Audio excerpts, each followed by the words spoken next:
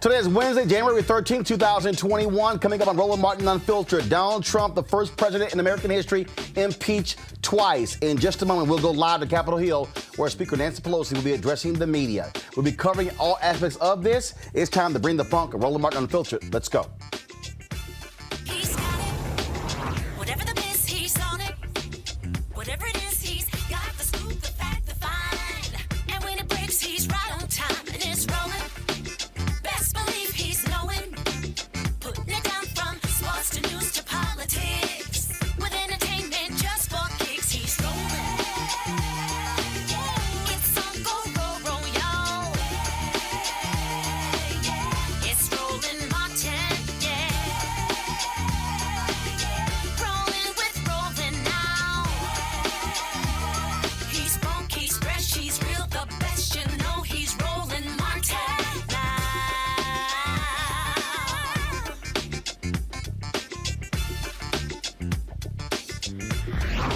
Martin.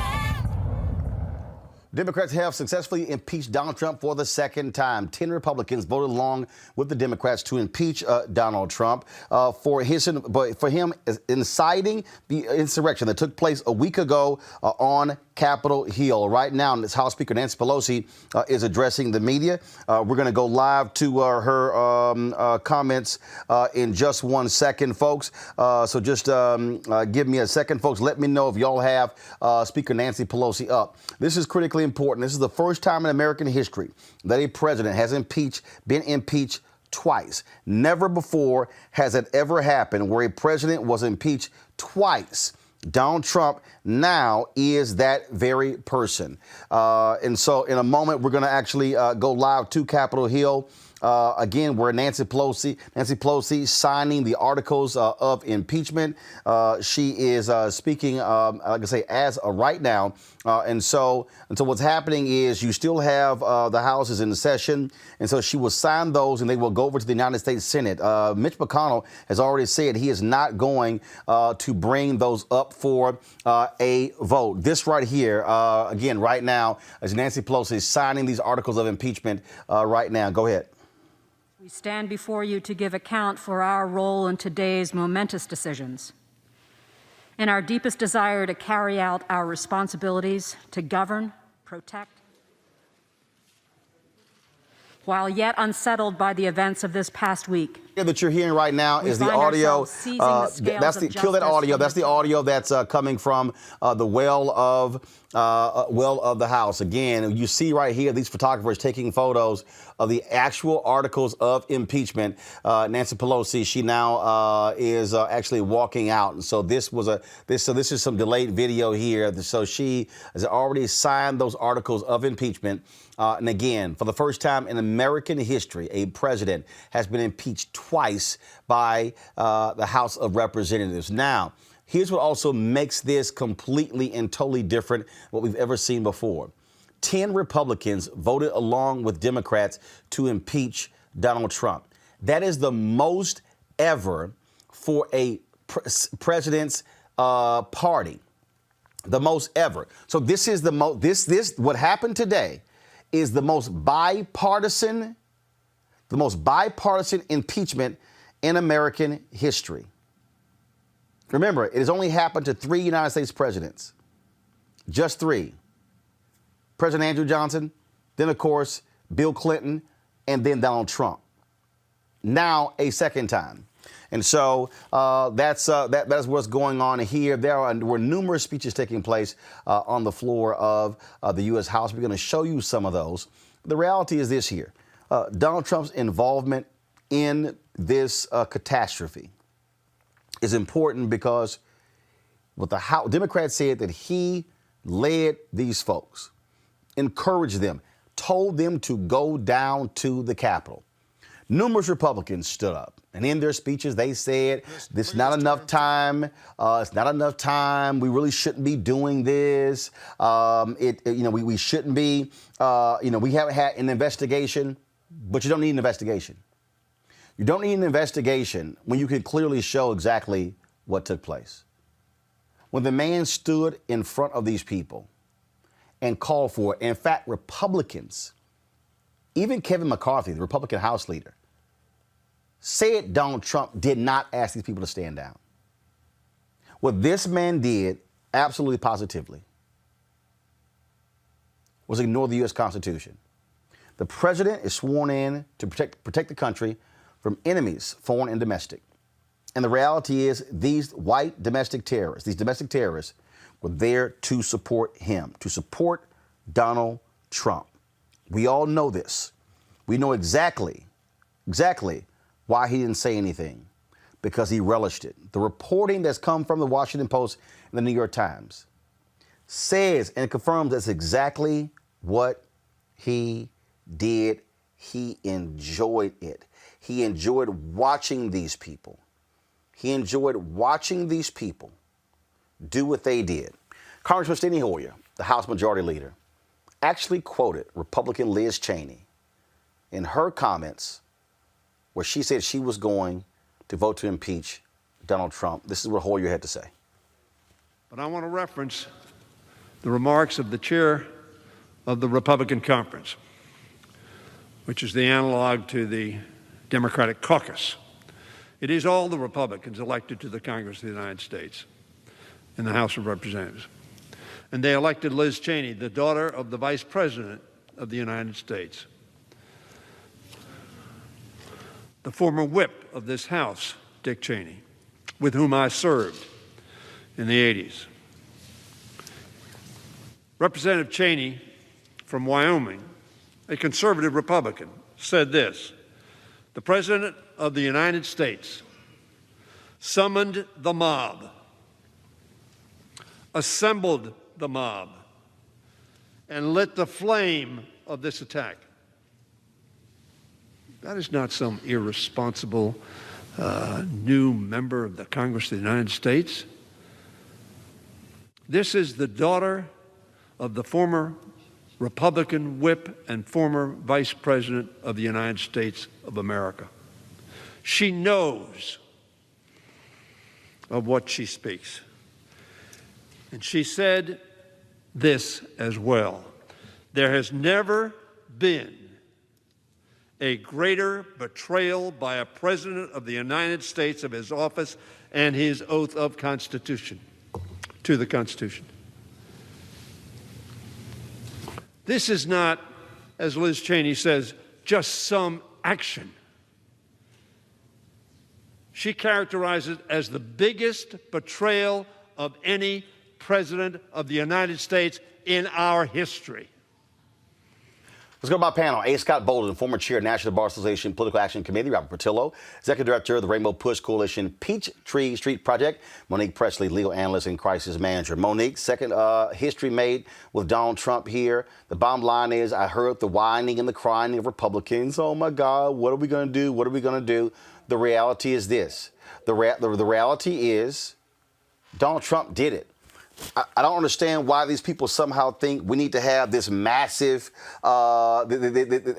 investigation. Let's have long hearings. The reality here, Monique, he said it, he did it, it was clear, and you don't have to have a big old show and then to have Kevin McCarthy say, oh, we could just censure him. The Republicans wouldn't even support censure. This was the right move by the House.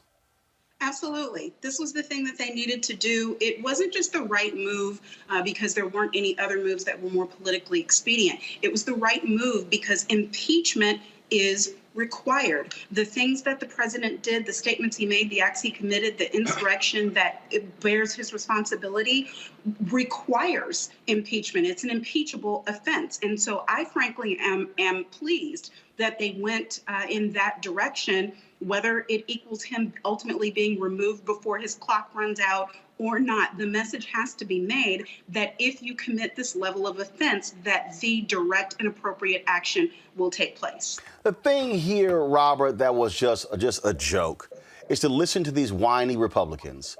This is just, he's going to be leaving in 7 days. I mean, why are you doing this? Because you do it for history. You do it because it's right. You do it because it doesn't, the Constitution does not say, here's a window in which you should do this. Republicans actually told us that, hey, we can confirm a Supreme Court justice anytime we want because the Constitution does not state it can't happen. Well, guess what? If you can confirm a Supreme Court justice in 8 days, you damn sure can impeach a president 7 days before the inauguration.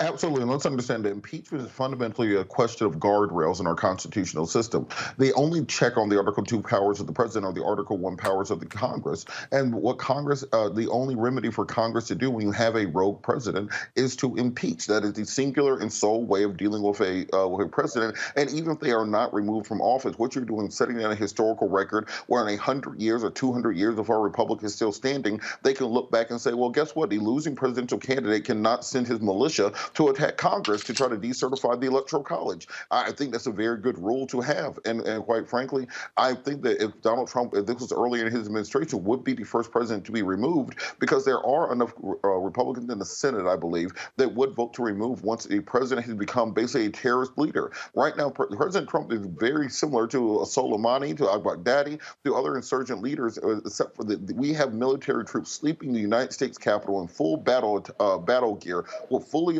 armed automatic weapons to fight against American citizens, not against armed insurgents, not against the Chinese or the Russians, but against American citizens who may attack their capital. And the fact that that is being inspired by the President of the United States is the reason that you have to impeach. And further, once they go to a Senate trial, we can strip Donald Trump of the ability to ever run for federal office again, which may be the saving grace for the nation to get us from under the cloud of Trumpism going forward. It is just unbelievable, Scott, to listen. The fact that, first of all, 95% of House Republicans voted with Donald Trump. 95% voted with Donald Trump. That's first. Yeah. What's also laughable here is to listen to them, whine and complain and act like, well, I love this here. Well, you know, he's called for a peaceful transfer of power after the insurrection, after it failed. After the fact. No, I thought the Republicans and their arguments were just pathetic today. And because they didn't really have an argument. Remember, the insurrection was an attack on them as well. Let's be real clear. They were chanting Pence's name and Liz Cheney's name as they marched to the Capitol and as they attacked the Capitol. And Donald Trump told them, go give Liz Cheney some courage, and let's give Pence the VP, courage. But here's the other thing. The most incredible argument they made that was most pathetic was this argument that impeaching him only further divides the country. Really? That's something rich on the Republicans who've supported Donald Trump and his divisiveness. That's like saying you want to burglarize my house, shoot my dog, and beat me up, but prosecuting you won't make any difference and it won't be better. Let's talk about settlement, if you will. Well, no, it doesn't solve anything, but I'm not talking to you until you're made accountable for your actions. We can talk about bringing the country together, but we're going to hold you Republicans accountable. And the country, corporate America and otherwise, are going to hold Donald Trump accountable and hold these other Republicans accountable as well going forward. Joining us live right now from Capitol. One second. Joining us live right now from Capitol Hill is Congressman Jim Clyburn of South Carolina, the House Whip. Congressman Clyburn, always glad to have you on the show. Congressman Clyburn, can you hear me? Looks like his video is frozen, folks. So let me know when we have that sorted out with the congressman, please. All right. The thing here that again for folks who are watching, we watch all of the proceedings, and we listen to these folks say that it's not enough time, and then they say, well, you know, what really can he do? How can he bring harm to the Republican? This is a man who first of all, they are going to execute 3 people between now and Tuesday. This is the man who still holds the keys to power, who can order a missile attack, who could literally order the U.S. military to strike a foreign country. Exactly. This is a man who still has the power of the office.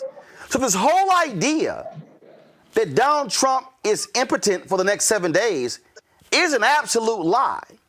And see, what Republicans really are scared of, and we've seen the reports, they're afraid of the Trump people out there, and they're afraid of voting with the Democrats against Trump. Well, then you should resign. Because the Constitution does not say if you're afraid people are going to criticize you, then you cannot uphold the Constitution. It is undeniable what this man did. It is undeniable that he was willing to see the nation destroyed, to see members harmed, kidnapped, or even killed, all in an effort to keep him in the Oval Office. And here's what's crazy, folks. None of that would have happened. Despite the call for the insurrection, despite the call for them to go down, there was absolutely nothing, zero, that was going to happen that would keep him in office. And his supporters are so dumb that these idiots listening to him, listening to Fox News, listening to Fox Business, listening to Conservative Talk Radio, reading Breitbart and the Daily Caller and the Daily Wire and the Daily Signal and all of these sites, all of them, Monique, they actually thought, yeah, this is going to do it. No. And now these assholes are getting arrested left and right around the country. One guy committed suicide in Georgia after the FBI came to him because he was getting arrested as well, because they followed an idiot, and they're destroying their lives, and they were willing to destroy the country. Right. And Roland, I wanted to point something out. It's not just that the Republican Congress members and senators are in fear of public outcry or some type of scorn or political consequences. They are afraid for their lives and the lives of their family members because they have been receiving death threats. And I understand that that is real, but I still agree with what you said. And I saw Soledad O'Brien post the same thing on Twitter today. So then resign, because these types of risks go with the job. President Obama and his family had to live with that fear every single day of service, as does any other president or any other elected official that's at that high level. The one reason that First Lady Obama said in her book and in interviews that she was angry and disapproving of Trump in a way that she would never, ever forgive is because his incendiary comments, his divisiveness put her family at risk. That doesn't mean you pack up your chips and go home. You still do your job. So these Congress people, threat or no threat, have to do their jobs. If they have to get Secret Service protection, if they have to amp up the security around the Capitol, if they have to do what's necessary, they got a whole federal checkbook to get that done. And they should have done it, frankly, after somebody took pot shots at the Congress people a few years ago at the baseball practice. But they didn't. They're still walking around without protection because it was a GOP-led Congress that didn't want to tamper down on guns. So I think they are where they left themselves. And the only answer here is still do your job. And Roland, I think it's important. 1 second, Robert, 1 second. Let's go live to Capitol Hill with Congressman Jim Clyburn of South Carolina. Congressman Clyburn, glad to have you in Roland Martin Unfiltered. Hey. Sir, how was it to sit in the House of Representatives and listen to Republican after Republican say, oh my God, this is just too soon. Democrats are attacking this man. They've been attacking him from day one. This is so unfair. He's going to be gone in 7 days. What harm can he do? When they have stood by every statement, every comment, every action, they have defended him at every point. They have never held this man accountable, and they were willing to allow him to stay in office after inciting an attempted coup d'etat against the United States. It's tough to sit and listen to that. But, you know, we are used to them saying one thing and doing another. As you know, I grew up in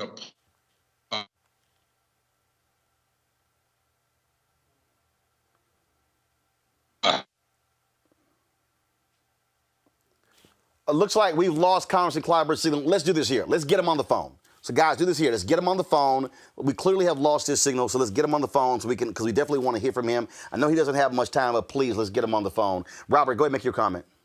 Oh, I think the Republicans are suffering from what's called a Faustian bargain. About 10 years ago, after losing to Obama, they decided that it was worth bringing in the dregs of America, as Hillary Clinton called them, the deplorables, the conspiracy theorists, the violent mobs, the militias who were on the outside of American politics, and they brought them into the Republican Party in order to beat Obama. That is how these people got into American politics. But what we saw is that metastasized, that you end up getting rid of John Boehner, you got rid of Eric Cantor, and then eventually these outliers turned into the leadership of the party. You know, Ted Cruz and Rand Paul used to be outliers in the Republican Party. Now they are the standard bearers for the party. So now Mitch McConnell is faced with a situation where he has a caucus full of conspiracy theorists, racist, misogynistic, xenophobic, jingoistic individuals who have no interest in America, but have an interest in supporting Trumpism and all that comes with Trumpism, and trying to figure out how to create a governing majority. And that's why this impeachment is so crucial and important, because we're seeing these standard middle of the road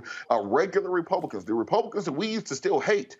Those same Republicans are still around, but at least they are operating from the same set of facts as the rest of us. At least they are operating the same shared universe, same reality, same mathematics, same version of physics that we are operating on. Because what we saw from the Trumpers and from this MAGA movement is losing by 7 million votes means that it got stolen from us. That no amount of math or reality is sufficient to force them to play from the same set of cards as we are. So I think mainstream Republicans are going to have to work to bring the party back to the to traditional values and work on purging themselves of these people who are violent separatists, who are extremists, who are part of the Texas movement, who want to remove Texas from the Union, who believe that this will be a whites-only nation. And many of the worst parts of American society, they have bargained with them, and they have to work on fighting back against that. The thing that is really amazing here, Scott, is what the Republicans didn't understand, well, maybe they do understand, is that if you let this man get away, and this is why the impeachment is so important. If you had let this man get away with this nonsense, you're basically saying to any future president, do what the hell you want to do. We will never hold you accountable. Well, we saw that in the first impeachment, though, didn't we? I mean, the Republicans let him get away with shaking down a president of a foreign country in exchange for dirt on a political opponent, and they didn't remove him from office. I guess the real danger here on all of this is, as Robert said about the RNC and what they have to do, well, they're not prepared to do that right now. What Trump has done is brought out these deplorables, right? And now they vote. And so one of the challenges for the representatives of the House, as well as the GOP Senate, is part of that Faustonian deal is that they want to get reelected. And these Trump supporters aren't GOP supporters, but they still vote, and they're most likely to vote with the GOP. And they're terrified of either being primary or they're terrified of getting beat. And so the RNC has a choice. I don't think they're prepared to make that choice, because the same head of the RNC was reelected without any competition whatsoever. Trump and the insurrection and the match he lit was never even brought up in Florida at their meetings. And so the real question, not for Democrats, but the GOP, is where does the party go from here? Where does Trumpism go from here? But they're inextricably linked to one another right now. And the Democrats have to fight both of those until the GOP sorts this out. They don't seem to be in a big rush to do it. I got 20,000 National Guard in D.C. right now. I can't even get to my office because of Donald Trump and this GOP nonsense. The actions taken today, Monique, when we put them in historical context, I go back to the purpose of impeachment. This is the only recourse Congress has to truly hold a president accountable. Impeachment is supposed to be the ultimate thing. House impeaches, the Senate convicts or acquits. Republicans have basically said, you know what, do whatever. And when Trump said, I could stand on Fifth Avenue and kill somebody and my supporters would not leave me. Everybody, all these media people and Republicans, oh, he's just joking. He's just, No, he wasn't. oh, that's just a figure of speech. No, he was 100% correct. And Monique, they are proving that he was right. They are willing to let him do anything because they want to stay in power. This is about power and control. Absolutely. Power corrupts, and absolute power corrupts absolutely. And we are seeing what that looks like in real time and how that can threaten the very principles of our democracy. And we weren't close to perfect in the execution of what a democracy should be in the first place. We have systems in place that I don't have to talk to your listeners about, from the vestiges of slavery up till now, that make this a very imperfect union. But we are seeing what the corruption and perversion looks like when you can buy your place into an office, when you can use blackmail in order to gain support, when you can put the squeeze on pretty much anybody, elected officials, and when foreign influences are actually controlling, foreign countries that are supposed to be our adversaries are actually controlling the person who runs in the highest office of the land. And so the entire system, and I mean rooter to tutor, it has to be shaken, turned upside down, and shaken to see what's going to fall out. Because to Robert's point, we don't just have these rogue GOP members. They want to carry weapons in the Capitol now because they aren't a part of the same DC reg that they can't carry them. They are spreading coronavirus. The assault on the Capitol turned into a super spreader event that is preying on the infirm among them and those with pre-existing conditions. There are members of Congress right now that are a real threat to their own colleagues. So it's not just that the impeachment has to have some teeth. All of it, removal has to. I mean, Al Franken got pushed out of office because of an allegation. And we've got people now staying in office that are treasonous, that are supporting insurrection, that have no oath whatsoever except for to this president. So there's so much more that needs to be done under this Biden-Harris administration in order to just reconstruct actually some pillars into the entire operation of what it looks like to be a federal government. Hold tight 1 second. I think we have Congressman Jim Clyburn back. Congressman, you there?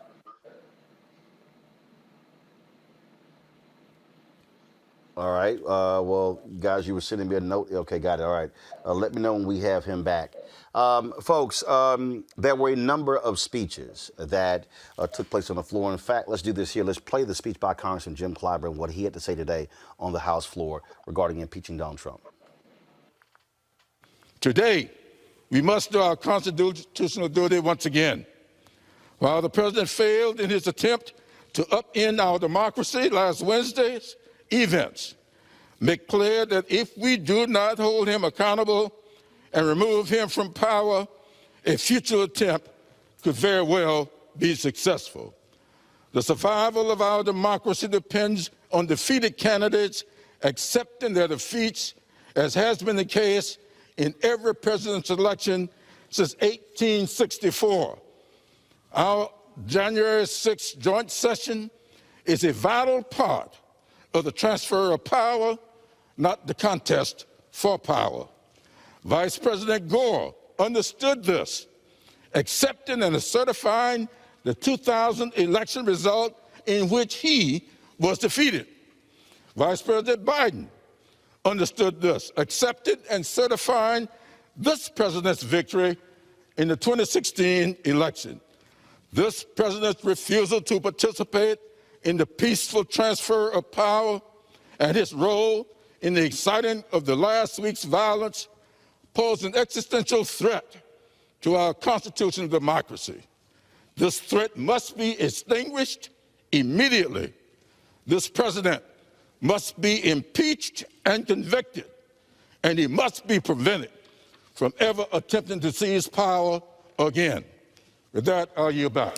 Gentleman, Congressman Cedric Richmond of New Orleans, who will be leaving the House to go work for the White House under Joe Biden, made it perfectly clear that this is why he was impeached the first time. The Republicans said, no, nothing bad is going to happen. He's going to learn his lesson. He didn't. I rise today in my last floor speech in this body to do what I was sworn to do on the first day, to protect and defend the Constitution. President Trump put the domestic terrorists on notice by saying, stand back and stand by. He then summoned them to D.C., directed them to march on the Capitol, and then he sat back and watched the insurrection. Some of my colleagues, some of which may well be co-conspirators, in their latest attempt to placate and please this unfit president, suggest that we shouldn't punish Trump for his actions in order to unify the country. That is the climax of foolishness. Let me suggest to them, stand up, man up, woman up, and defend this Constitution from all enemies, foreign and domestic, including Donald J. Trump.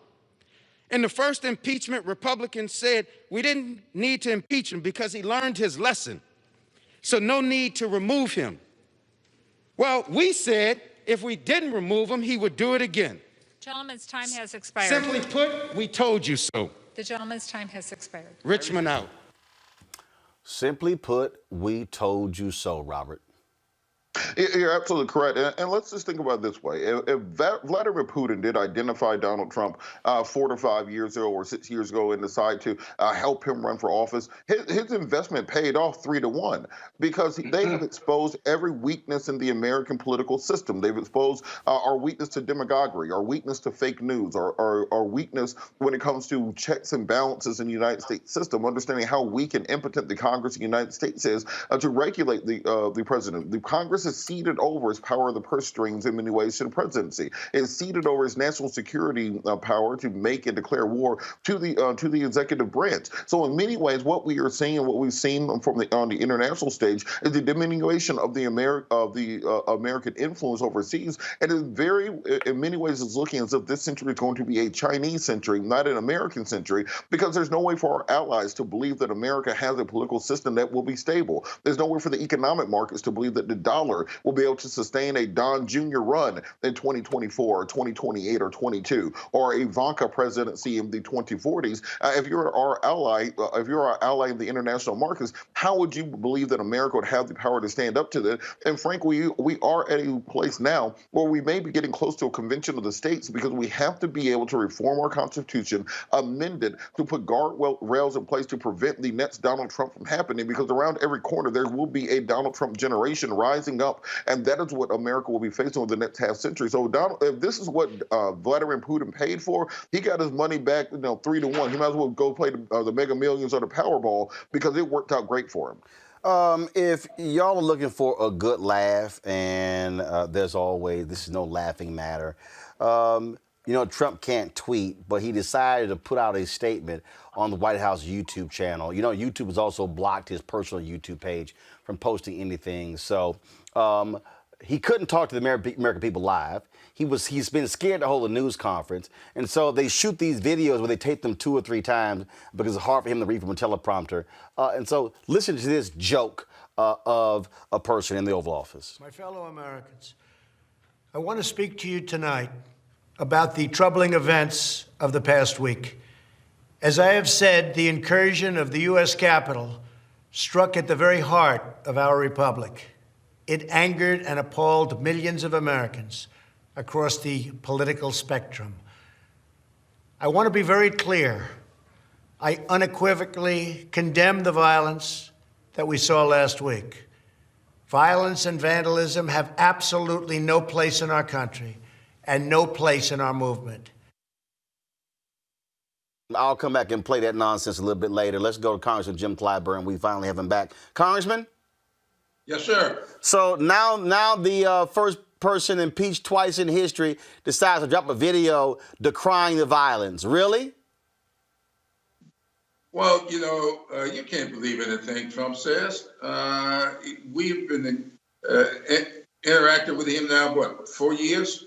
How many times have you heard any real truth out of him? So he feels he's going to say what he thinks he needs to say to keep him in the game. But I do believe that the end result here is going to be banning this man from ever being able to hold office again. But so explain that to our audience. Getting impeached does not disqualify him from running for office. So how does that happen? Doesn't that require another vote? Explain that, please. Yes. Well, after the vote to impeach, you have to vote to remove him from office, and you can also vote to keep him from ever holding office again. Not just under those procedures. There's a 14th Amendment procedure. I always associate the 14th Amendment, of course, with slavery issues. You know, the 13th freeing slaves, and the 15th giving slaves the right to vote. But sandwiched between them is the most important one, in my opinion, outside of being freed of slavery, and that is what we call due process and equal protection of the law. And there's a little section, I think it's section 3, that deals with the ability to deny a person from holding the position of honor ever again. Before we got cut off, you were talking about what it was like to sit there and listen to Republicans act as if this man has done nothing wrong and don't want to hold him accountable. And I just think what this says is that if y'all did not do what you did today, essentially what you would have been saying to any future president, if there's nothing that you can do that would disqualify you from office, that do whatever you want to do, literally lead the nation, take over the U.S. Capitol, and potentially harm, maim, or kill members of Congress, doesn't matter. You can stay in the White House. That's exactly right. That's why we had to do this. And I've been saying to a lot of my friends who wonder why you're doing this. The man's only got 10 days left in office. Well, the next person just might do it on the first 10 days in office. So what we've got to do is just say to the American people, you are not going to be able to say the kind of things this man said, incite people to riot. Look, what could have happened? One man got killed. Another man the next day killed himself. And then we've got other people who were injured. And so you can't say you just let this man do this, and because it's so late in his term, just let it go. You know, you just can't let things go. You have to keep this democracy together, and the way you do that is demonstrating once and for all that no one person, irrespective of your status, is above the law. That's what we had to do with Richard Nixon, and he had enough sense not to go through the process and get out of town, and that's what we're doing with Donald Trump. But you know, Roland, we did him a favor. He's always been talking about doing things that's never been done before. Never been done. Well, we are doing something for him that's never been done before. And so I think he should be pleased with that. Congressman Kevin McCarthy, Republican House leader, stood on that floor and talked about unity and what should happen. Congressman, I know y'all call each other the gentleman, the gentle lady, but I'm just being perfectly dishonest with you. I have absolutely no desire to work with any Republican who supports that man who makes these excuses. These people have to be held accountable. You have intimated that this was an inside job, how they were given directions to your private office. We've had Congresswoman Ayanna Pressley say that the panic buttons in her office were removed. Another member said they were giving tours to folks before. We even have a video of these folks where they live streamed themselves talking about where to attack. They were given information on how to attack the U.S. Capitol. Every single person must be uncovered. And if it means Capitol Police, if it means members of Congress who helped and aided them, they must be held accountable. Damn unity until there is justice. You're absolutely correct about that. And we're pushing very hard to make sure that these people who are complicit, and all of them are not necessarily part of the police force or something else. We think that several people in Congress aided and abetted this entire episode. They were taking their signals from Trump as well.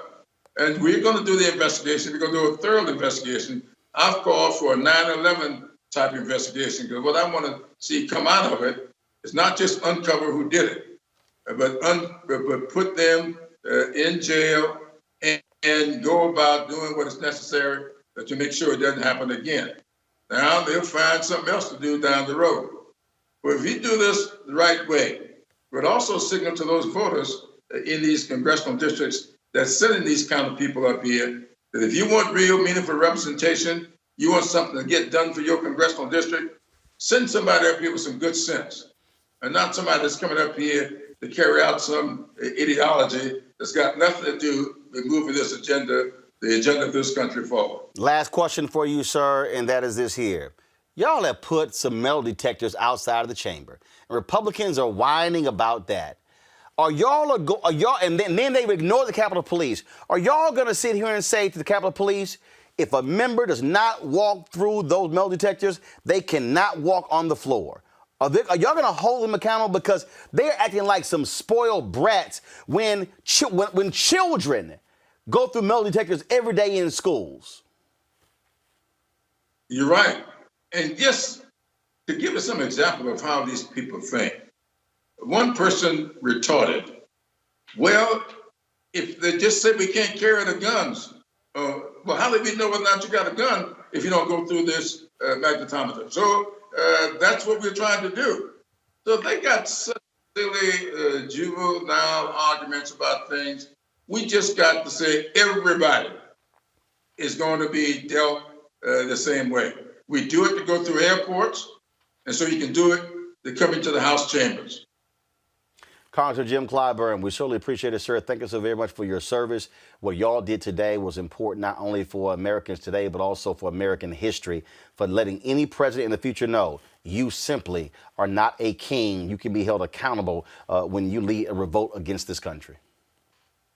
Absolutely. Thank you so much. I know how tough it is for you to congratulate an Omega, but that's all right.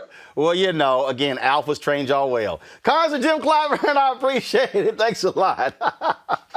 Okay, buddy. All right, y'all. Let me play for y'all the rest of this ridiculous video from this fool, Donald Trump. This twice impeached fool, this idiot, this despicable, shameful man. Listen to this fool. Making America great again has always been about defending the rule of law, supporting the men and women of law enforcement, and upholding our nation's most sacred traditions and values. Mob violence goes against everything I believe in and everything our movement stands for.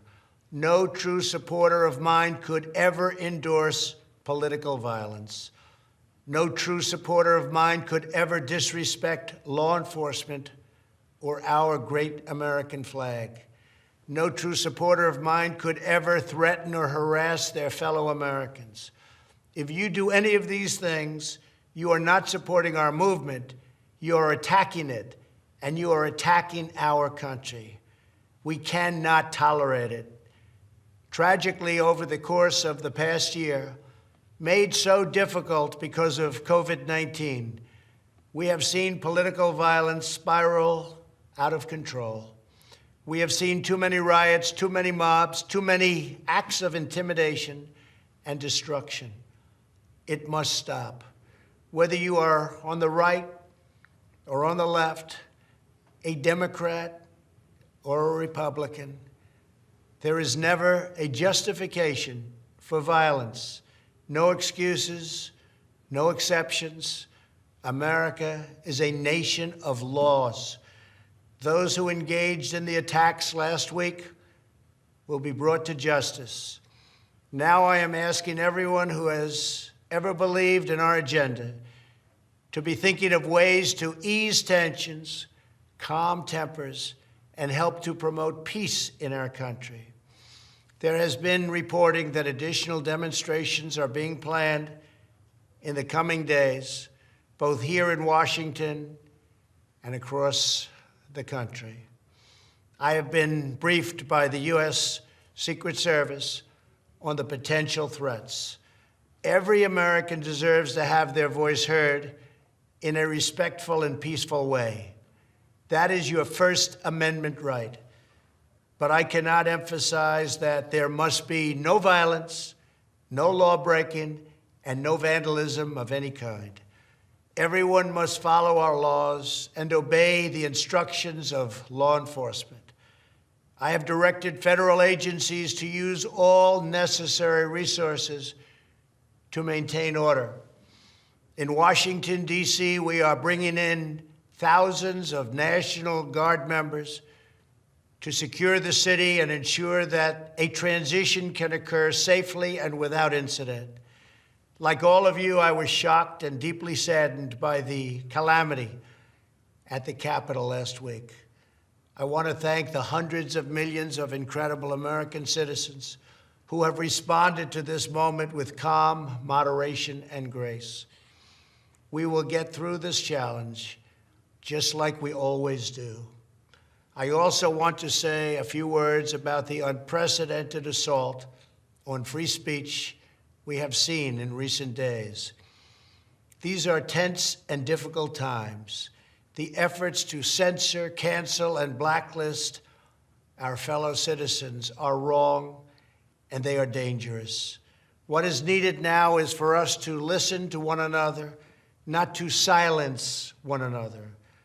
All of us can choose by our actions to rise above the rancor and find common ground and shared purpose. We must focus on advancing the interests of the whole nation, delivering the miracle vaccines, defeating the pandemic, rebuilding the economy, protecting our national security, and upholding the rule of law. Today, I am calling on all Americans to overcome the passions of the moment and join together as one American people. Let us choose to move forward united for the good of our families, our communities, and our country. Thank you, God bless you, and God bless America. Joining us right now is Ellie Mistel from The Nation. Ellie, I'm sure it took everything in your power not to bash the computer screen listening to that fool. Yeah, that's about 5 years too late for that kind of speech. I don't know who wrote it. Obviously, a lawyer or maybe a family member. Wasn't him that wrote it. That isn't the person that we've heard for the past 5 years. And I don't think that it's going to be the person we'll hear tomorrow or 3 days from now, because he never stays on message for longer than 48 hours. Well, and the thing, Ellie, is that when you look at this, the silliness, if you will, from Donald Trump, had he actually said that on Wednesday, this would have happened. Had he actually taken Kevin McCarthy's phone calls, had he actually taken Kellyanne Conway's phone calls, had he actually listened to Republicans who said, man, say something? No, he was enjoying last Wednesday. He was relishing last Wednesday. I'm sure he was in the Oval Office smiling. The Republicans, Kellyanne Conway called the body man of Trump, who was standing right next to him, and he wouldn't get on the phone because they say when he's live television, it ain't TiVo, he's watching it. He enjoyed seeing them do what they do. He spent 2 hours on Wednesday riling up that crowd and telling them to march on the Capitol, as opposed to the speech that we just saw. Instead of releasing the National Guard, so now he's going to have released the National Guard for the inauguration. If he had done it for the counting of the electoral votes, this wouldn't happen, but he wouldn't release the National Guard. There have been various reports of, Steny Hoyer on the phone with Larry Hogan desperately trying to get the National Guard released. So he's full of it. He's always been full of it. But Roland, I want to bring one thing up because it's been happening all day, and he did it a little bit in this, even in this allegedly healing speech. He did it again. where they make the false equivalency between the Black Lives Matter protests over the summer and the riotous mob of white terrorists that we saw last week. They make this false equivalency. Both sides, Democrats and Republicans. Man, let's remind people what happens to Black Lives Matter protesters, all right? In 2016, DeRay McKesson and Brittany Packnett Cunningham were arrested at a protest for Alton Sterling, a man who was killed by the police, an unarmed man who was killed by the police, because one protester threw a brick at a cop. One protester, and they arrested DeRay and Brittany on charges of, wait for it, incitement to violence. And the cop sued DeRay. The cop sued. And it's gone all the way to the Supreme Court. DeRay had to fight that cop all the way to the Supreme Court on this charge of incitement. Remember, Roland, I'm sure you do, they accused DeRay of planting bricks so that the protesters want this one guy to throw a brick at a cop. That's what happens to Black people who get anywhere near what Trump did for 2 hours on Wednesday. We get arrested. We have our rights, our free speech rights curtailed. We are not free to do 1/10 of what Trump did on Wednesday, and yet he's out here making a false equivalency between Black Lives Matter and what he did. Just to understand the racism, the white supremacy of the Republican Party, listen to what they did in the House chamber after Congresswoman Cori Bush of St. Louis spoke for 30 seconds today. Watch this. Madam Speaker, St. Louis and I rise in support of the article of impeachment against Donald J. Trump. If we fail to remove a white supremacist president who incited a white supremacist insurrection, it's communities like Missouri's 1st District that suffer the most. The 117th Congress must understand that we have a mandate to legislate in defense of Black lives. The first step in that process is to root out white supremacy, starting with impeaching the white supremacist in chief. Thank you, and I yield back. And from New York wishes to reserve the gentlewoman. Madam Speaker, again, the constant defending of this white supremacist, and for them to deny there were white supremacists who were out there marching. These are white domestic terrorists. And I am happy to see these folks getting arrested. 2 Virginia police officers arrested by federal authorities. A Houston police officer has resigned because he was about to get fired. He's going to be arrested for participating in this here. There's an Olympic swimmer who was in the Capitol. He's been arrested by federal authorities. The FBI is going door to door. They're scouring through every piece of information, going after these people. And I'm telling you, come after January 20th, you're going to see a real Department of Justice. You're the Justice Department correspondent. You're going to see them go after every single one of these thugs. And I say, Jeff Sessions, you wanted to pull the rules back of Eric Holder and go for the highest number of years? Well, baby, here's the opportunity. These folks should all be imprisoned. But we don't know if they're going to do it. I mean, I appreciate your optimism that Merrick Garland's Department of Justice will go hard after these people. But I don't know that that's the case, Roland, unfortunately. I don't know that that Biden will do the hard work of going back into the past, looking behind him, and making sure that all of these criminals are brought to justice. You got to remember that, Black people have been trying to tell people this for a while now. Yep. That white supremacy and police and law enforcement are one in the same. They are not just on the same team. They're the same people who just change hats depending on the circumstances. Okay. And we will not. I hope that the FBI goes back and roots out all of the people who at least stormed the Capitol. That, as I've said it a couple of times on a couple of different shows, prosecuting those people is the floor, right? But we'll never get all the cops who went to the rally and supported it. We'll never get all of them. We'll never get all the cops. Remember, right now, people don't always know this. Right now, the Secret Service is investigating one of their agents for posting pro-Trump memes on Facebook, a meme of Trump shaking his own hand, saying, "Here's to the peaceful transition of power," and encouraging the rioters on Capitol Hill. That is just one Secret Service agent who's being investigated right now for their support of these riots. But we'll never catch all of them. We'll never catch, we say we're going to bring the National Guardsmen. We're not going to catch all of the National Guardsmen who are sympathetic to Trump and sympathetic to these rioters. I wrote in The Nation today, it's not that I question the capability of law enforcement to defend us from these people. I question their commitment to do so. And that is just a reality of being Black in this nation where you can't trust your own protectors. Look at what Alexandria Ocasio-Cortez has been saying. Look at what Ayanna Pressley has been saying. She claims that the panic button in her office was ripped out when she went to shelter there. What is up with that? Who did that? Because it's possible the rioters got there first, but most likely that happened beforehand. Ayanna Pressley's husband also has been, and this is another aspect of it, diagnosed with COVID because these damn Republicans wouldn't put on masks while sheltering with people during the riots. So I just don't know that we'll ever catch and capture and hold accountable all of the white supremacists who were responsible for January 6th and who are going to be responsible for whatever we see going forward. You talked about not really trusting a DOJ led by Merrick Garland, but you will have Vanita Gupta, you will have Christian Clark, you will have others. But also, you had a cop who was killed.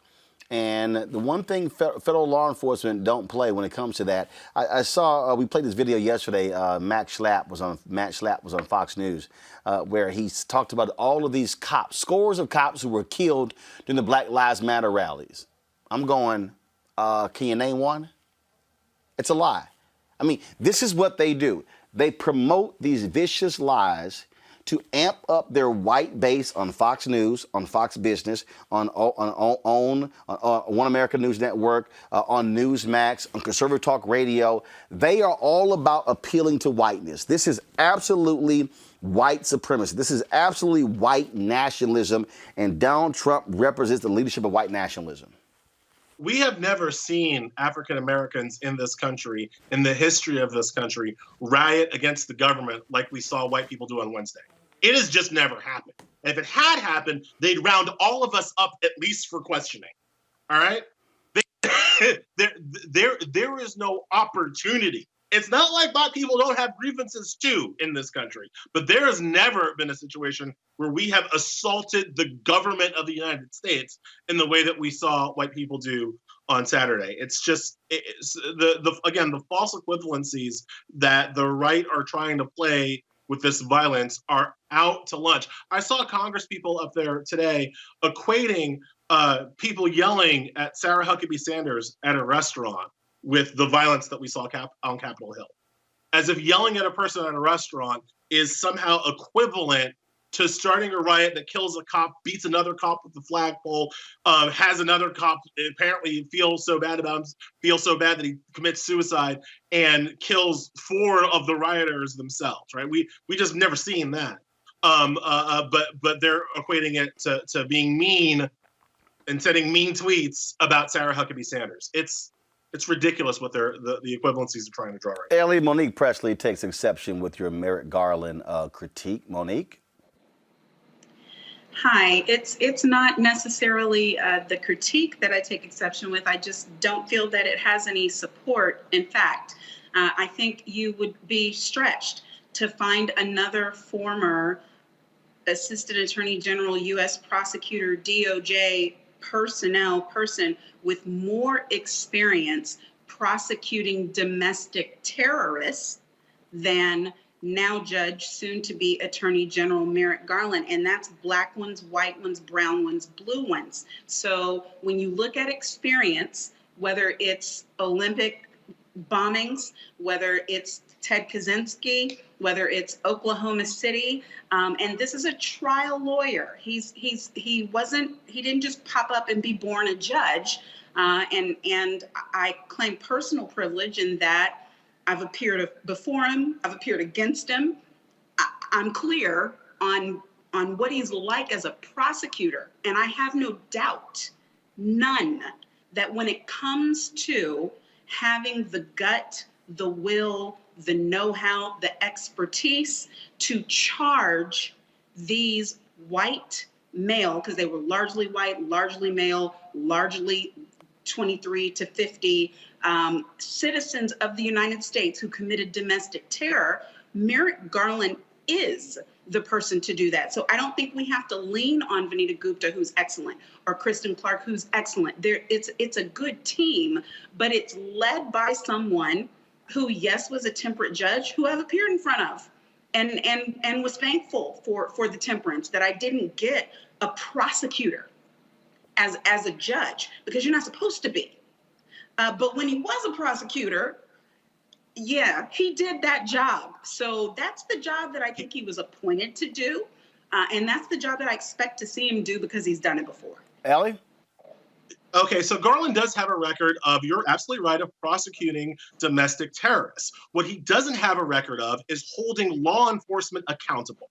And if you understand that in this moment, the terrorists and the law enforcement are kind of the same people, this is why I have an issue. An independent analysis of Garland's record as a judge, and I agree, this is when he was a judge, so maybe he'll just be different when he's a prosecutor again. But an independent analysis of Merrick Garland when he was a judge found that in 10 of 14 cases where police misconduct or brutality were on the line, Merrick Garland sided with the police in 10 of those 14 cases, including 3 over the dissent of more liberal lawyers who sided against the cops.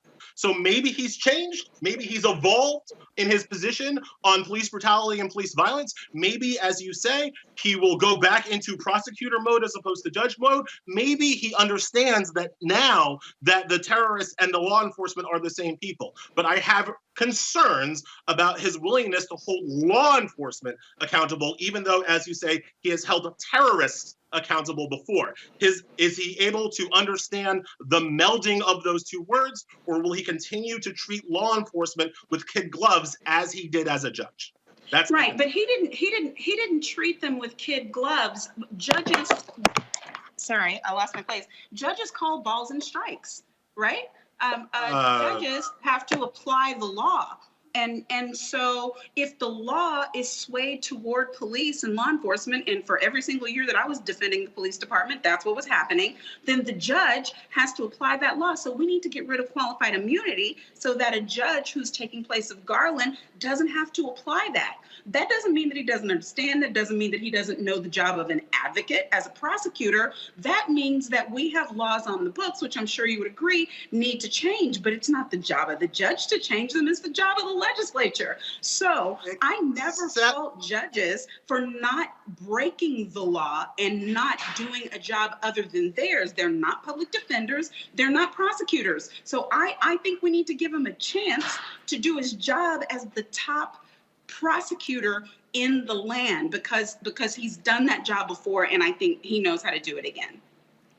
That's where we can find comedy. I am willing to give him a chance. All I am saying is that when you are the one liberal in dissent of a decision that allows the treatment of prisoners at Guantanamo Bay to stand, other liberals said, no, this has to stop. And Merrick Garland sided with Republicans to defend the keepers of Guantanamo Bay. That gives me concerns. Do we want to give him a chance? Absolutely. Could he have evolved? Absolutely. Is he in a different role than he was? Absolutely. These are all good things on his record. But there were other more liberal, more progressive choices that could have been made as opposed to Garland. And so we're rolling the dice, and we're hoping at this point, and maybe you're right, but we're hoping that he decides to hold law enforcement accountable in his role at the DOJ. Ellie Misto, Justice Correspondent with The Nation. We surely appreciate it. Thanks a lot.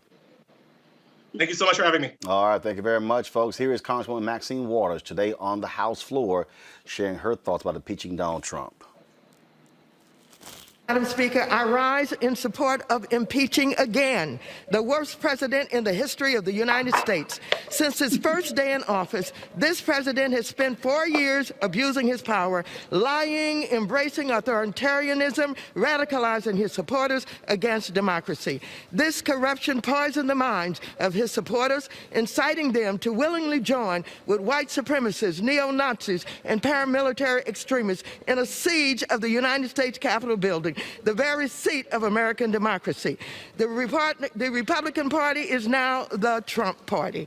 And I want you to know that this is a Trump power grab that will not stop. It will not stop with attacking the Capitol and our state legislatures. This president intends to exercise power long after he is out of office.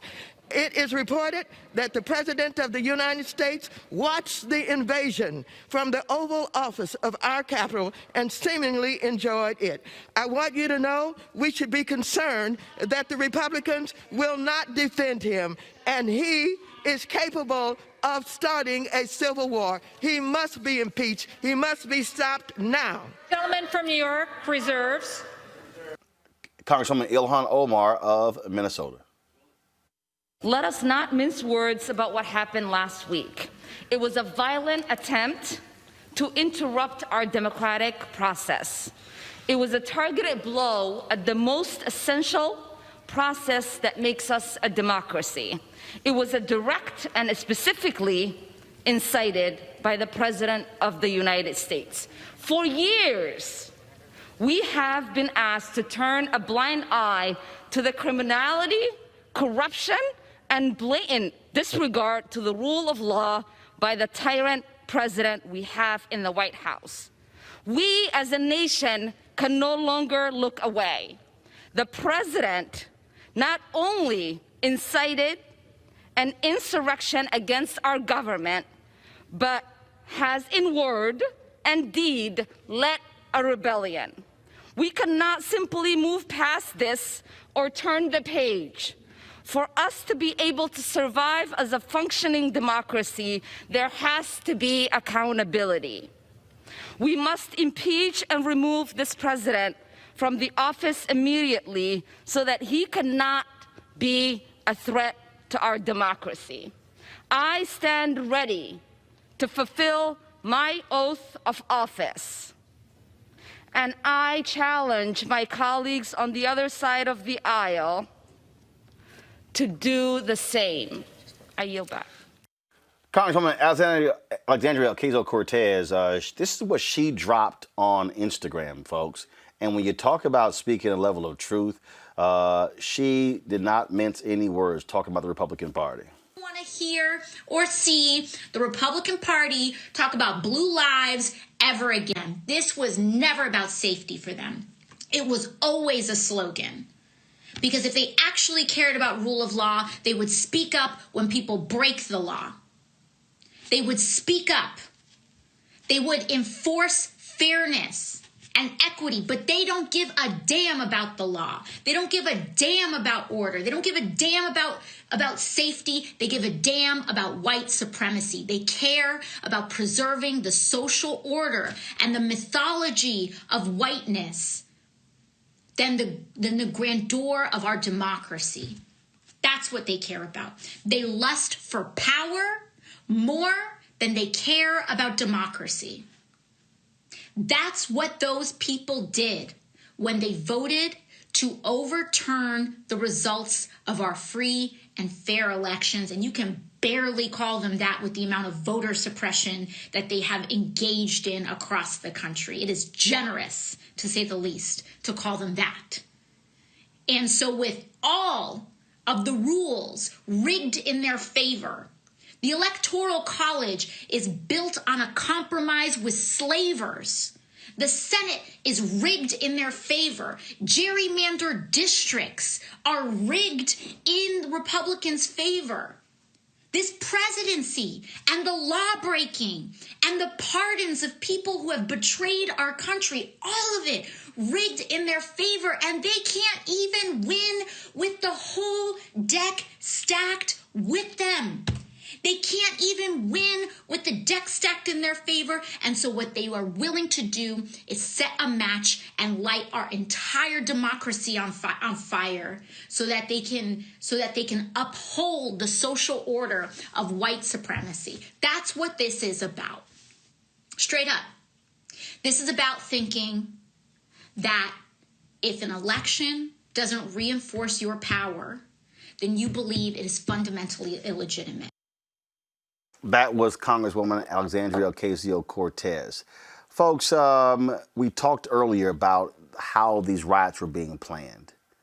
And I'm going to go to Robert and Scott and Monique next. But we're going to show you this video. This is literally video. Remember, these people were live streaming this whole deal. Listen to them talk about their strategy on how they will attack the U.S. House. What's the floor plan? What's their Got door. There's a door to the right. That's a cop. Going down the stairs, back looping around, door beneath us. That's you. We're going to get over.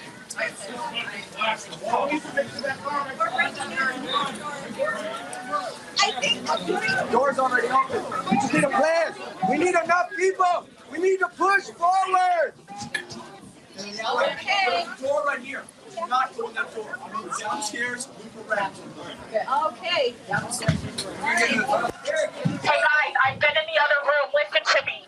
In the other room on the other side of this door, right here where these feet are standing, there is a glass that if it's broken, you can drop down into a room underneath it. There's also two doors in the other room. One in the rear and one to the right when you go in. So people should probably coordinate together if you're going to take this building. Right, we got another window to break to make it in and out easy. And this window here in the whole room needs to be broken. Yeah, what's here? And then you also have a window here. Line the fuck out. I'm going back over there. Bring more people! Bring more people! Bring more people! Bring more people! Bring more people! Where's my press? Story extension. Remember I told you? What you saying? What you tell me? Tell me what you're doing. Just give me some narrative. Look for yourself. We need people! We need people! People, God damn it!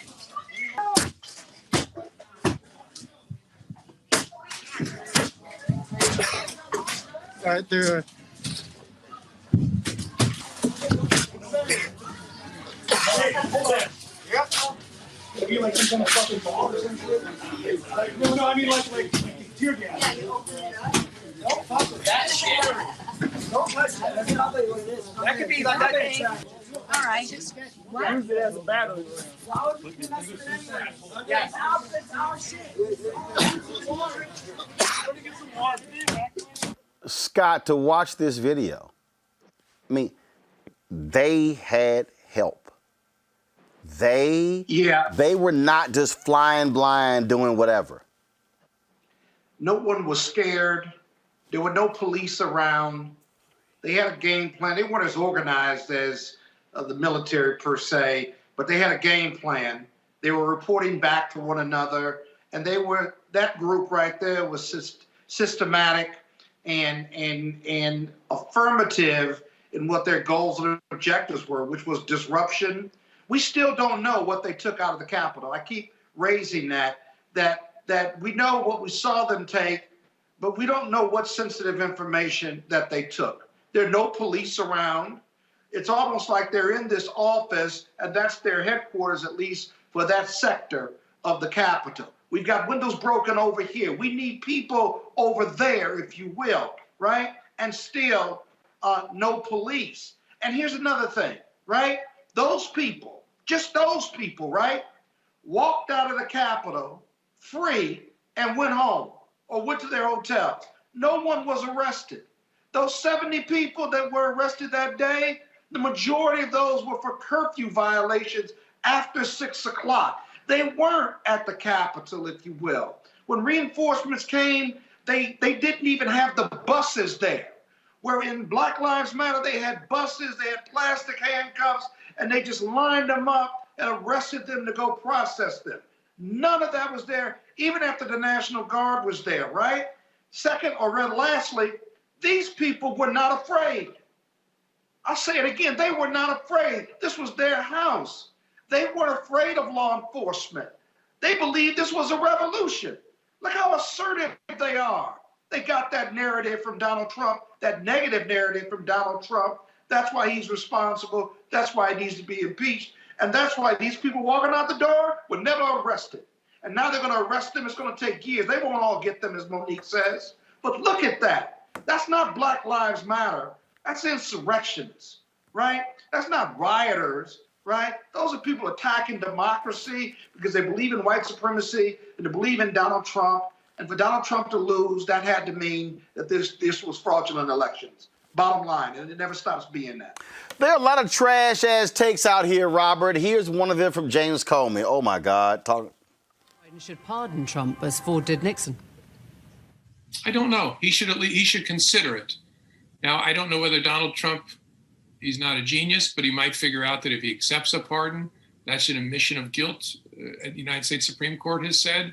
So I don't know that he would accept a pardon, but as part of healing the country and getting us to a place where we can focus on things that are going to matter over the next 4 years, I think Joe Biden's going to have to at least think about that. Do you think Joe Biden should A phrase I'll use right here, Robert. That's that bullshit right there. Mm-hmm. Exactly. It's important to understand that Donald Trump from the beginning has always been a symptom of what's going on in America. He's not the cold itself. These people have been organizing militias, have been organizing the Boogaloo Boys and the Proud Boys and all these other separatist groups for years. Donald Trump was simply the martyr. He was a iconoclastic figure that was needed to unite these disparate groups. But it's going to be important that as we do congressional hearings and investigations, at least 3 sitting Congress people have been implicated as assisting these terrorists in their attack on the Capitol. Remember, this was not a riot. I've been in a riot before. I think everybody's seen a riot. A riot doesn't have a police escort. A riot doesn't bust people in and put them up in a hotel for the weekend. The riot doesn't have a permit to have speeches in the park before you go start rioting. So this was very clearly coordinated. We've had people who were part of the come out. Alex Jones has said he was in constant contact with the White House, leading people down. That this was an organized and concentrated attack on the United States government. Is going to be very important to find the people in Congress who are involved, expel them from the House, prosecute them, ensure they can never hold office again, charge them with treason and sedition, send them to Guantanamo Bay. I think we might have to see Ted Cruz and Senator Hawley carted off in orange jumpsuits and put on an island somewhere. We had even during a terrorist attack on the Capitol, 140 Republicans still voted as part of the charade to not certify the Electoral College results. This was an attack on the United States government, the attack on the United States Capitol. All 140 of those Republicans should not be seated in the next Congress. Those state legislatures should call for a special election. We have to get people like Marjorie Taylor Greene, who's a certified white supremacist, out of Congress. We have to get these people and purge them from the government. The way to heal is not simply to say there's someone busting your house and then you see them in your front yard holding your TV and you say, well, it's time to heal. No, we have to put the TV back. We have to prosecute the people, and then we can start healing. I think the Republicans are trying to skip over that very crucial step. It is just, it's amazing to me, Monique, that heal. These white folks still mad about 9/11. Heal. I mean, here's my whole, to me, this is the way you can sort of measure this. But every person that says heal, they ass involved.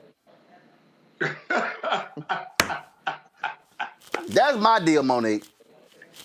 You come with that healing, hell no. See, no. This is where we need 1 million John Shafts. So they're saying, here you come with that healing bullshit. Yeah, here you come with that healing bullshit. See, then I'm tired of all these folks. Oh no, let's extend grace. No, that's what Dietrich Bonhoeffer called cheap grace. No, I ain't. No. See, I can pray for your ass when you in jail. All right. I can pray for your healing when you locked up. Right now, nah, we ain't healing a damn thing. Right, and Bonhoeffer also said, to accept the call, which he was talking about the call of Christ, is to say, come and die. And that's what I was saying earlier, right, that there are responsibilities, that there are sacrifices that go along with this oath of office. And what we're hearing throughout all of this whining and all of this let's get along and all of this let's heal is, I'm good with doing my job when your life is on the line. But when it comes to my door, No, when I'm the one that has to hunker down, when I'm the one that has to shelter in place, when it's my family that's been threatened, oh no. Now we're in some weird kumbaya moment where we act like you have not been part and parcel of everything that got us to this moment. So no, there will not be reconciliation without accountability, without repentance, without actually discipline, and that's what I was saying earlier. If you're in the House of Representatives, if you're in the Senate, then somebody's got to come to Colin. You need to lose your job. As my sister, where is she? We need her right now. Everybody needs to be about to lose their job for this, because the Frankenstein of their creation has done what monsters do. And so now, mad scientists, all of you, accept that, own that, take responsibility for what has happened. But the other thing that I want to point to, Roland, is that, there can't really be a healing without acknowledging all of the underbelly, because this didn't start with Donald Trump, and it will not finish with Donald Trump. There was a Confederate flag waving in the Capitol. And that's never happened. Like not even during the Civil War, not pre-Civil War. The Proud Boys and all of their lineage, they brought the weapons of hate. There was a noose on the front lawn where I would take my children year after year to watch the national fireworks. There was a noose hanging there. And so not just our places that represent democracy, because you remember 9/11, something was aimed at the Capitol and was thwarted and missed, right? And so, and I was trying to get to that building that day to report to work, so I won't forget it. I remember being turned around right there at 395 off of the East Street exit and trying to figure out what was happening and why were people running. And so we have defended ourselves against foreign enemies. Now it's time to put that same energy, as the young folks would say, on our home enemies, on the ones we've been looking at. Because Ted Kaczynski and the Unabomber and all of them, they've metastasized. So let's look at these angry white men who start getting angry when they're 16 and don't stop getting angry until they die. What they so mad about? And how are we the sitting ducks for their rage? And those are the things that I want to see answered, because Trump will be in exile at Mar-a-Lago and we will still be dealing with these issues. So on the one hand, thank you that we can see it. But on the other hand, let's immediately do something about it. Mr. McConnell, this is the statement that he released right here. It says, the House of Representatives has voted to impeach the president. The Senate process will now begin at our first regular meeting following receipt of the article from the House. Given the rules, procedures, and Senate precedents that govern presidential impeachment trials, there is simply no chance that a fair or serious trial could conclude before President-elect Biden is sworn in next week. The Senate has held 3 presidential impeachment trials. They have lasted 83 days, 37 days, and 21 days, respectively. Keep in mind, y'all, they confirmed a Supreme Court justice in 8 days. Mitch McConnell's full of shit. Even if the Senate process were to begin this week and move promptly, no final verdict would be reached until after President Trump had left office. This is not a decision I am making. It is a fact. The president-elect himself stated last week that his inauguration on January 20th is the quickest path for any change in the occupant of the presidency. In light of this reality, I believe it will best serve our nation if Congress and the executive branch spend the next 7 days completely focused on facilitating a safe inauguration and an orderly transfer of power to the incoming Biden administration. I'm grateful to the offices and institutions within the Capitol that are working around the clock alongside federal and local law enforcement to prepare for a safe and successful inauguration at the Capitol next Wednesday. This is real simple, Scott. Congress ain't got a damn thing to do. The reality is this here. You could actually get this done if you want to. Mitch McConnell doesn't want to do that. Let's just be honest. And so all this little blabber, oh no, we can't do this here. Dude, you're not out there sitting there erecting fencing as well as gates and barricades. You're not. Stop it. No. You don't want to do this. You want to wait till Biden becomes president. Just say it. Yeah, everything about Mitch McConnell, that's true, but everything about Mitch McConnell is about elections and about the party and what calculations he's making about it. And so he certainly doesn't want the GOP Senate to stand up and vote either way on this particular bill. And by the way, or impeachment, and by the way, there's a 2014 amendment to some legislation that allows them to call them back in times of emergency. The majority leader and the minority leader for the Senate have to agree to that. And so the reason this is important is because Schumer, the Democratic minority leader, has said, I will call my people back. So he needs McConnell to call the GOP senators back. He's refusing to do that, saying, listen, it's not my call. We just don't have time to do it, and we want to focus on something else. He could easily call them back. Those 8 days, 20 days, how long it takes to convict someone in the past, that's all process and procedure.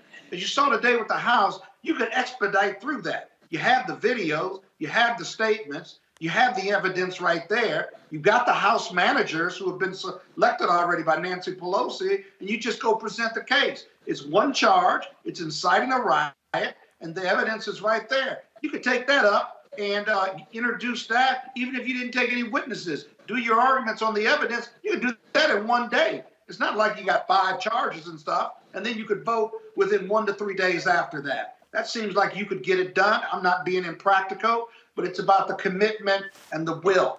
But you see, he's counting on what the future of the GOP is, whether it's Trumpism in the GOP or whether we're going to move beyond Trump. And he hasn't figured out how to calculate that based on the voters, based on who the GOP, who their base is going to be. Do they want the base to be Trump people or the base to be the more traditional Republicans? That's his calculation. I want to bring in my next guest, Dr. Magdala You Cherry. don't agree with that, Monique? A Commonwealth, Scott, stop talking.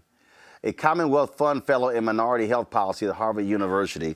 Because Congresswoman Ayanna Pressley, the reason you did not see a video of her speaking on the floor of the U.S. House today is because she is quarantined, Doc, with her husband. She issued this statement. She said, as my colleagues and I sought shelter from the white supremacist mob that violently attacked our seat of government, we were greeted by a different threat, one posed by my callous Republican colleagues who, in this crowded and confined space, repeatedly refused to wear masks when offered. Their arrogant disregard for the lives of others is infuriating, but not surprising, and we are seeing the consequences of it daily.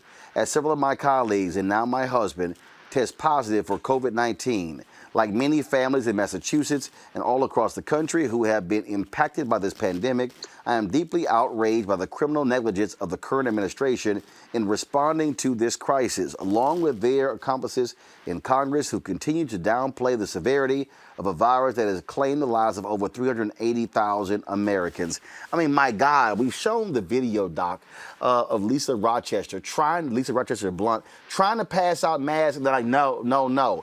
Now, her husband who was there, Congresswoman Bonnie Coleman, also another Congresswoman, four members of Congress now tested positive, who were all grouped together, and these idiots don't care.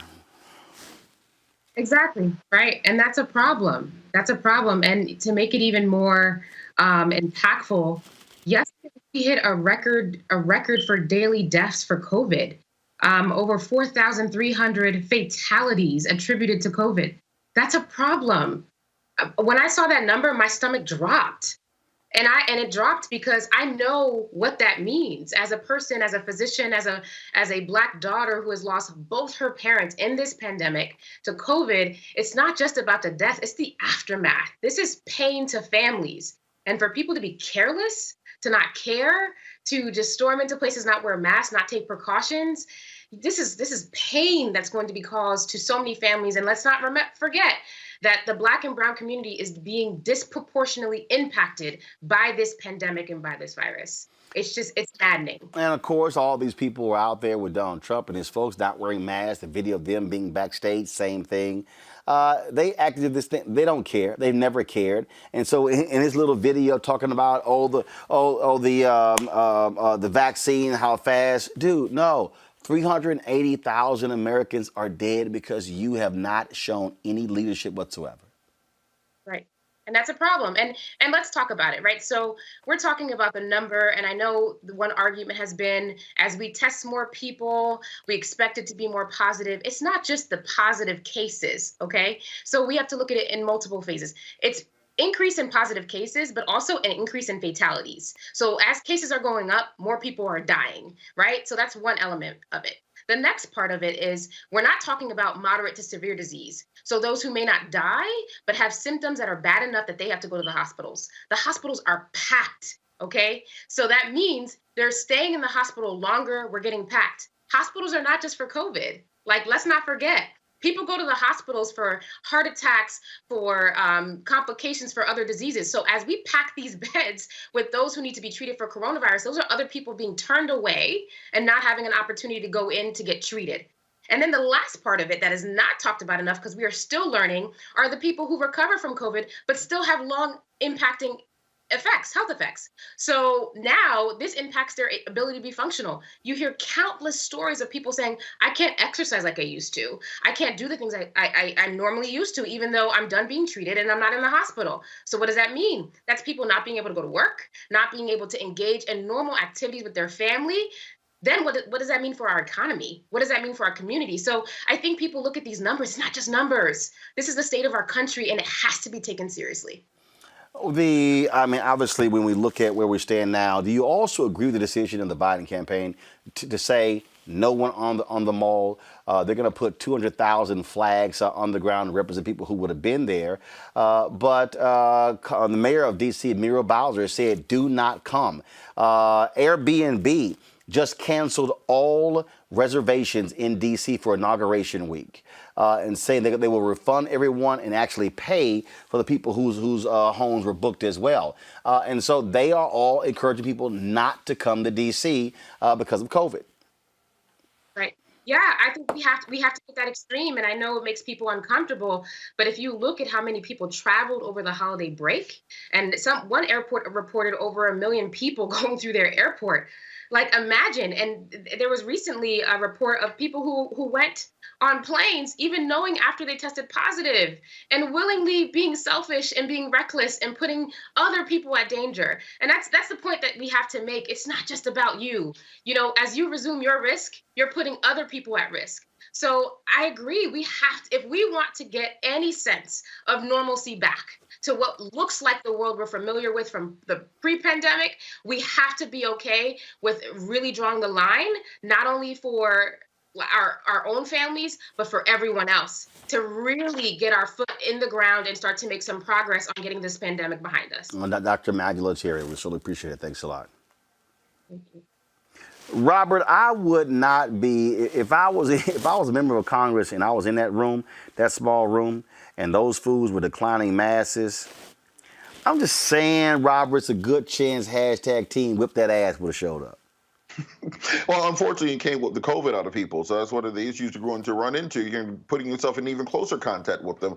And what we have to think about, there's a double whammy here, because since we have this terrorist attack, which was assisted by at least 3 members of Congress, we have Congress people who do not want to go to metal detectors. Would you trust being in a small confined space during a terrorist attack with somebody who might be a member of that insurgency? Where these people have already demonstrated they do not have an allegiance to the United States government, do not have an allegiance to our Constitution. They do not have an allegiance or care for their colleagues. They are only have allegiance to the Trump movement and to this MAGA extremist insurgency. So they do not care about math. They do not care about virology. They do not care about physics or anything else. The only thing they care about is maintaining power and pushing the narrative which they believe in, which is antithetical to the health and safety of the United States of America and the government therewith. So I think it's very important for us to work on rooting these people out of our government, expelling them from Congress, breaking down these organizations which have been working their way through social media and through the dark web, finding out exactly how deep this has penetrated into law enforcement and into our national security apparatus. We got a lot. Joe Biden has the hardest transition of any president probably since Ulysses S. Grant, and trying to bring a nation back together. And it's going to take a Congress which is willing and ready to fight along with them to defend and protect protect our democracy. I'm going to come back to this. I do want to go to this story, this breaking news story. As we said yesterday, former Michigan Governor Rick Snyder has now been charged with willful neglect of duty regarding the Flint water crisis. Monique, that is a big development there. Yes, and an appropriate one. And this is one of those justice delayed but not denied type scenarios, because we've all known and been wondering at what point the state officials would be held accountable for their part in a crisis that so clearly could have been avoided or at least stymied. So I was happy to see that the investigation continues, that the prosecutors are doing their jobs, and that they're reaching all the way up to the highest parts of the government. Scott, you represent one of the emergency managers. Your thoughts on this decision to indict and charge the former governor? Haven't seen the indictment. I can tell you that the prior criminal charges against Darnell Early and others were dismissed because they simply could not make the connection between those decisions and criminal intent as opposed to civil liability. There's a mass settlement going on, but what this tells me about the Snyder indictment, having not seen it, is that they've either got a witness or a document that connects him directly to it, and then he denies coverage or he denies sending resources. Whatever he's denied is the smoking gun, and that as the governor, he made the ultimate decision as to whether to help the citizens of Flint, Michigan or not. He can't run from that because he has the ultimate power. Let's take a look at the indictment and revisit this discussion once we've seen more. Robert Patillo. I think it's very important to take this case and understand the issue of environmental racism in Black and brown communities throughout the country. Flint is the canary in the coal mine, but both affecting Black communities and other minority and poor communities. Everything from fracking and having a sink that will shoot flammable gases out. If you look in your backyard and you see there's a giant landfill and there happens to be a Black community there, those are issues of environmental racism. And we have to start holding government officials responsible, because when you look at many of the comorbidities that are in the Black community, they're resulting in us dying at a higher rate of COVID. Many of those come from the environmental aspects that are affecting us, whether it's the air that we breathe, the water that we drink, the lead in the paint, the lead in our water system. We talk about the kids ain't acting right. The kids ain't acting right because there's lead in the water. So we have to work through fixing these issues nationwide. Flint is the example. It shouldn't take this long, but it has to be done going forward around the country. All right, folks, got to go to a break. When we come back, we'll talk more about the big news of the day. Donald Trump being impeached for the second time, the first person in American history to be impeached twice. You're watching Roland Martin Unfiltered. And for me, the reason I see the value, so my parents worked elections. They volunteered for campaigns. They ran phone banks. I remember being 7, 8, 9 years old. It was like you had no choice. It's not like you had a vote. It was like, yo, go over there for the next 8 hours, stand there and hand out these pamphlets to anybody who's walking in, and then we'll bring you lunch, and then you got some water for yourself. It's kind of like, okay. Again, that was wasn't like my brother could say, nah, we're all right. We're gonna stay at the house. It didn't work that way. And so for me, that was a huge part of my upbringing. And look at you now. And it's very interesting because for me, service was a huge part of my upbringing. And that's just something that's just, it's a natural thing. I don't think twice about going out and doing community service. I don't think twice about giving up my Saturday mornings, even if I stayed out late on Friday nights. I don't think twice about going to church in the mornings. I think that might be even bigger than the civics piece in schools. I mean, I think that at this point, having that in schools at least gives the children the opportunity to go home and ask their parents, so Mom, Dad, what is this? What do you think we should do about this? This is what I learned in school today. Let's talk about it. At least gives the children something to bring home and start a conversation with. However, if the parents start that for the children, then the children can go to school and say, hey, why am I not learning this here? Why don't I have a civics class? You know what I mean? And we'll have more Roland Martins running around here. To be the first African American to become the Secretary of Defense, if confirmed, is an enormous honor and a privilege. But it's not the first time that I've been the first. Back when I was a lieutenant colonel, I was selected to be the operations officer for the 82nd Airborne Division. An African American had never held that position before, and later on I would become the first African American to command an infantry division in combat. And subsequent to that, I was the first African American to command an Army Corps in combat. The first African American to be the Vice Chief of the Army, the first African American to be the CENTCOM commander. It's hard to believe, but it's true. There is kind of a sad commentary here, and that is, it shouldn't have taken this long for us to get here. There should have been someone that preceded me. And I am enormously grateful for the service and the sacrifices of those that went before me. The Tuskegee Airmen, the Montford Point Marines, the folks who served in World War I and World War II, who performed with distinction. And it's on their shoulders that I stand here today. My goal is to not be the last. Hopefully we can set those conditions in place that ensure that I'm not the last Corps commander to command in combat or the last CENTCOM commander, and certainly not the last African American Secretary of Defense. This is your coup. This is your siege. This is your insurrection. With your support for Donald Trump, you have brought this shame to America. You, Ted Cruz. You, Josh Hawley. You, Kevin McCarthy. You supported this, and you will be held accountable. This disgrace is all yours. The Lincoln Project is responsible for the content of this advertising. All right, folks, we've had a second impeachment. The question now is, what is next? First, Scott Bolden, what do you think happens next? Will you see folks go after Senator Ted Cruz, Josh Hawley? Will you see a real investigation going after Biggs as well as Mo Brooks and others and how Gosar in the House? What happens next? I think the commission will be formed. There's just too much inside support for this. With the Capitol Police, the decisions made by the administration, including the Department of Homeland Security. There's got to be a thorough investigation. That'll take some time. That'll be a longer-term view. Secondly, we're waiting to see what's going to happen at the inauguration and around the country in these state capitals. The National Guard, their 20,000 have been released in the district, and unfortunately, it's going to be like a fortress. And remember, we've got COVID, and the mayor of D.C. saying people stay away. If that goes pretty smoothly, then you're going to see the second foot drop or shoe drop in regard to the Senate and when, where, and how they take it up. You know, Biden hasn't gotten behind this impeachment process yet.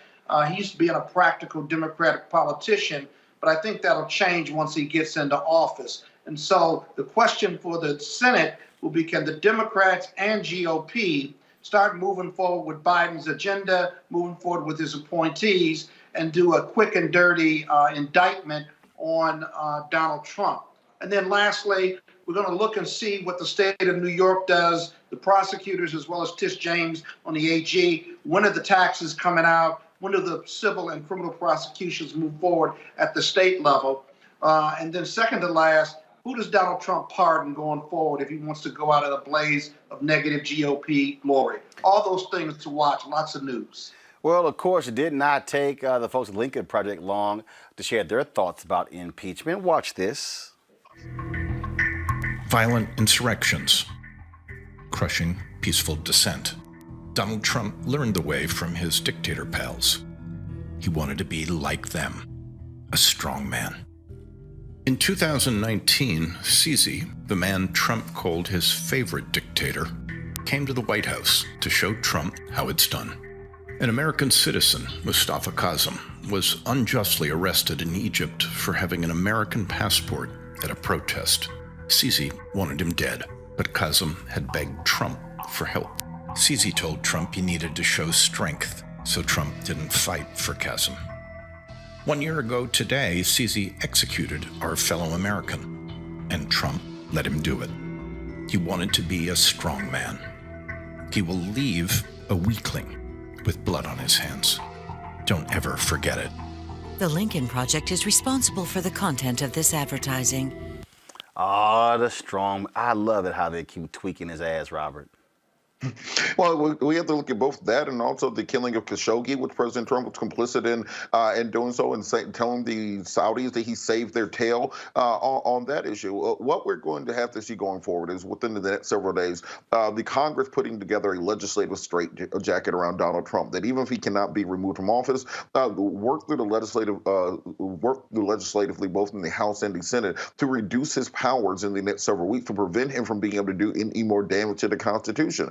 After that, this is why those 2 Senate seats in Georgia were so crucially important, because now we will have a Democratic chair of the Judiciary Committee, a Democratic chair of many of the other House committees, who will be able to launch a proper investigation into exactly how deep this conspiracy went within the United States Congress, within the Capitol Police, within the National Guard, how many people were involved in this, bring those folks to justice. And then I think after a congressional investigation, and that is when you can transmit the articles of impeachment to the Senate, now that you have all of the information, and then I think you would have a chance of having that majority needed, those 67 votes, to convict Donald Trump in the Senate and prevent him from running for office again, strip him of his pension, strip him of Secret Service, treat him like the criminal that he has become. Because right now, the United States security apparatus was afraid on January 5th and January 6th that there will be a retaliatory strike by the Iranian government for the assassination of Soleimani by President Trump. What they were not prepared for were our own people attacking our own capital, that the terrorist attack would happen from within.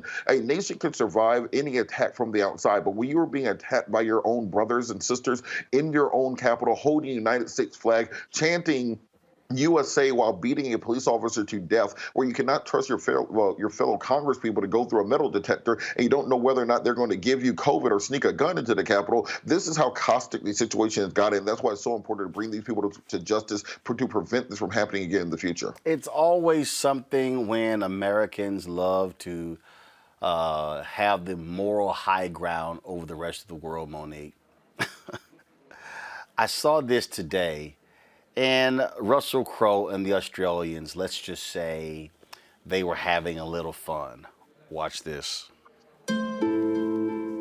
G'day, I'm Russell Crowe. In Australia, we're lucky. We live in a peaceful democracy with universal healthcare and BPay. But others around the world aren't so fortunate. They live each day with no access to doctors, education, and are forced to drink filter coffee. Their cities are mired in civil unrest.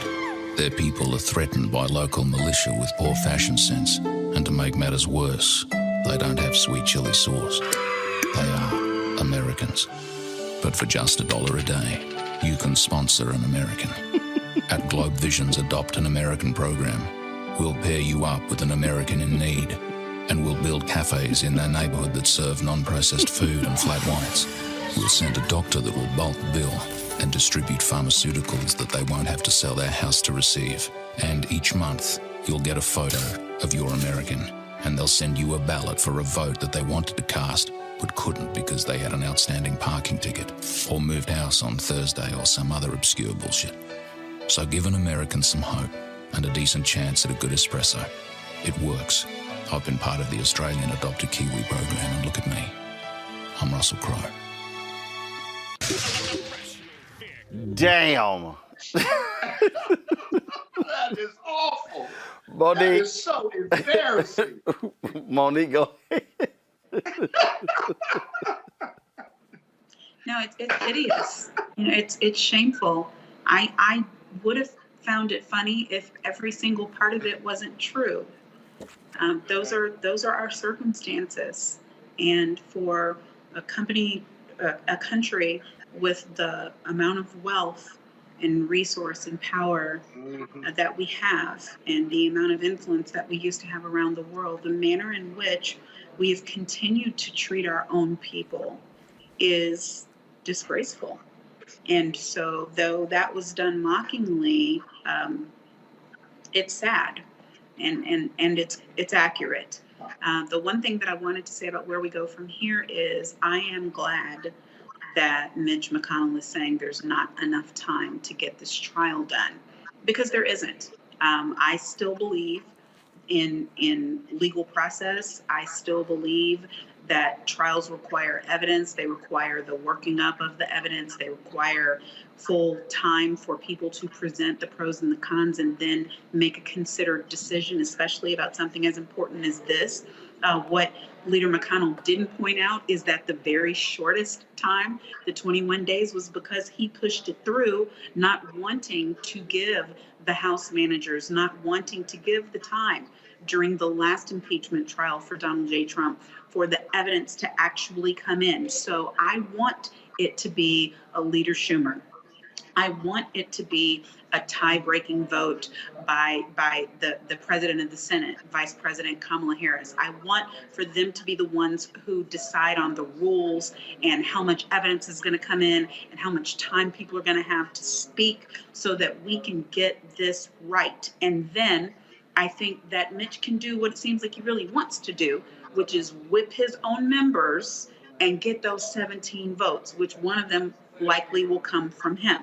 So if he has to, just cower away and not take leadership or responsibility for this, but still get it done so that Donald Trump can never run for elective office again, can never be president of the United States again, so that he can be prosecuted or have to return all of this hundreds of millions of dollars that he's raised just since the election, so be it. I believe that we have a better chance of that job being done if the Democrats are in charge. And I also say the next step, go after everybody who aided and abetted this insurrection, including those who did so in conservative media. This is the piece done by Really American. Begin to believe that their democracy is fraudulent. If they conclude that voting is a charade, the system is rigged, then God knows what could happen. They rigged an election. They rigged it like they've never rigged an election before. Actually, we do know what could happen. It's happening right now. The U.S. Capitol overrun, under siege. Pro-Trump extremists storming inside, flooding the halls, breaching the floor of the House of Representatives and the Senate. Millions of Americans sincerely believe the last election was fake. It was a landslide election, and everyone knows it. We will not go quietly into the night. When thousands of your countrymen storm the Capitol building, if you don't bother to pause and learn a single thing from it, then you're a fool. I know your pain. I know you're hurt. We had an election that was stolen from us. We got to this sad, chaotic day for a reason. It is not your fault. It is their fault.